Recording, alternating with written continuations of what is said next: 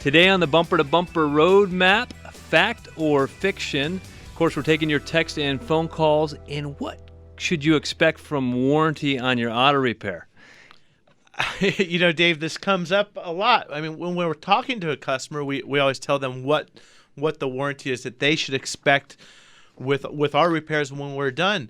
But I thought this was a great topic for many reasons. We were at the Better Business Bureau this month doing our it's not arbitration, but mediation. Dave and I are part of a panel that mediates repair complaints between the shop and the consumer. When nobody just really knows what the right thing to do is, we help figure that out amongst a group of our peers as well. But then I had my name was mentioned in a Facebook post where a gal said, good or bad? By good, the way. Okay. good, yeah. Just a friend said, "Hey, ask Matt Allen. He went to Shadow Mountain High School with me, and he has a shop. He would know." And the question that came up said, you know, the gist of it was, I had my fuel pump put in 3 weeks ago, and the guy at the shop said, "Oh, by the way, you'll have to go to the dealer to have the repair finished or have it registered or something like that because we can't do that here." Well, then they went on their vacation, and now here we are only 3 weeks later, and we found that there's a problem with the repair. So she goes back to the repair shop, and they said, "Oh, you should have come back sooner. There's no warranty." And I thought, what? Well, there's crazy. two problems I hear when I hear you saying that. 3 weeks later, there's no warranty. That's obviously a problem. And we're going to talk about some base expectations for what you should expect. The other problem is that we did the repair, but now you got to take it to the dealer. And that's a breakup of responsibility. And that's a total method for disaster. And I know there's some shops that do it that way. That they have not invested in the capital and the equipment to do everything they need to do.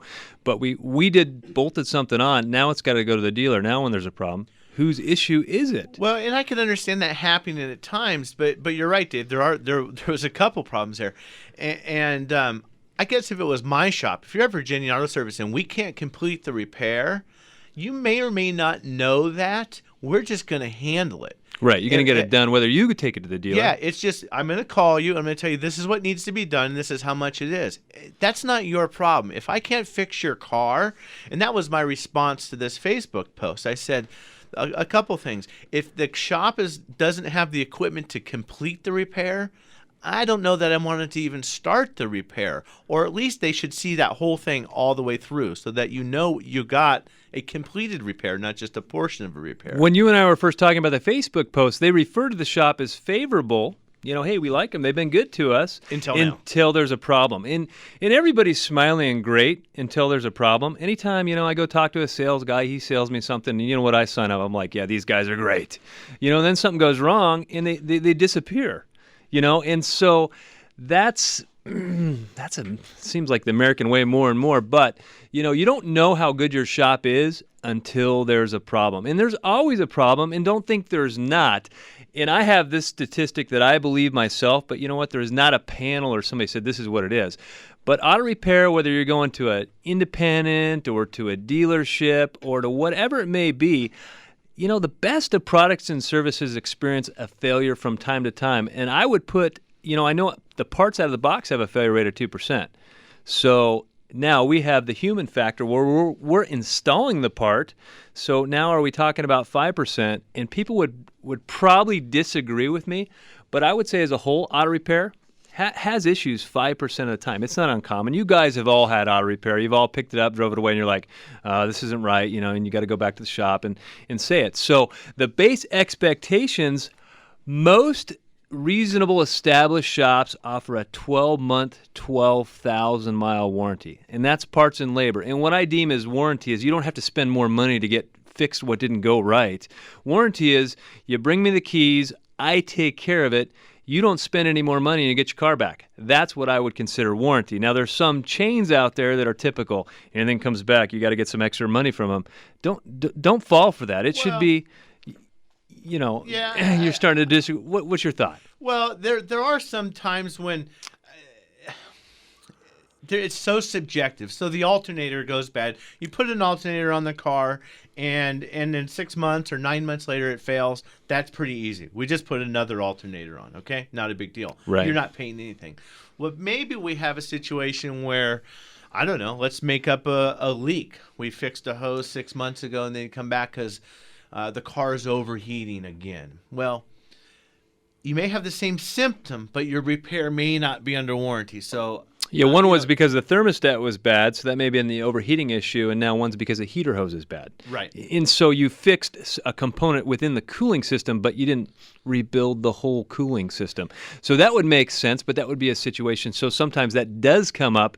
But what I'm referring to is when sometimes I'll say, oh, yeah, but you're going to need to do this, that, and the other. Well, shouldn't that have been included in the original repair? That's what I'm talking about, is when they try and give you the add-ons because they're so locked into a profit model, they can't just take care of people. So the base average is 12 months, 12,000-mile warranty. We joke at our front counter. We tell the customer, hey, don't worry, you got the taillight warranty. So as soon as we can't see our taillights anymore, we're off the hook, And then that fine print on that invoice right there says you absolutely can't hold us responsible for anything, We joke about that, but, minimum 12 months, 12,000 is reasonable. And that's not on a used part. That's where, hey, this is going to be most general repairs.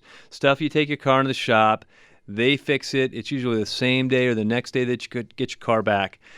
Now that, I see more and more shops, even like you at Virginia Auto Service, going to a 2-year, 24,000-mile warranty, which is starting to become more of a standard. Well, starting. I mean, we went to 2-year, 24,000-mile 10 years ago.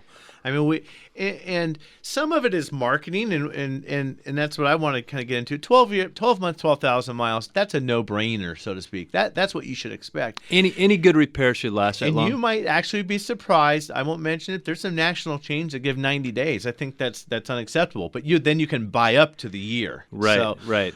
So you get your 12 months. 24 is a really good warranty. I think, and like you said, Dave, a lot of shops are going that way. A lot of the bumper-to-bumper radio shops are that way. 2-year, 24,000.